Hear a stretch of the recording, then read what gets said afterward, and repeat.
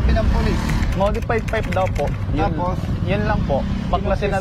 Opo. Sino nagbaklas? Polis? Kami po.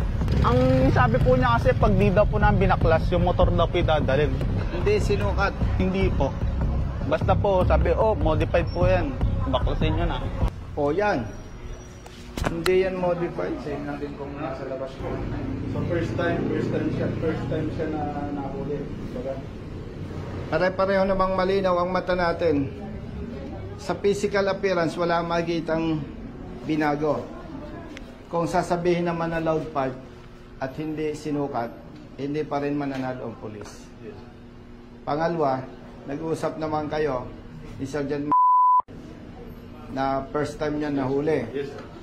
Kasi kaya ko pinatanong sa'yo, pinacheck sa'yo, kung sasabihin ni Sergeant na, Sir, parang naalala ko, pangalawa, pangatlo ng huli yan eh. Kahit aligasyon pa lang yung kanya, hindi ako magre-recommenda sa'yo na i-release sa rider. Yes. Yes, sir. Hindi ko inobliga o premature si Captain Aguilar na i-release. Nagmungkahi ako. Yung aking suggestion, base sa ordinansa. Yun sir ang recommendation sir ng COP. So, nag-usap na ng COP. Nabanggit mo sa kanya na sinasabi ng ordinansa sa second offense. Yes, sir. Confiscated. Nabasa niya. Oh, very clear. Okay? Oh. Tapos, ulitin ko, brother. Yes, sir. Hindi ko kilala si Sergeant kahit sino sa inyo.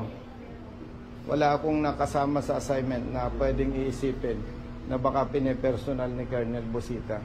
Ang gusto lang natin, yung maling ginagawa ng ibang pulis, hindi lahat may tama. Para hindi kawaawa yung katulad niya.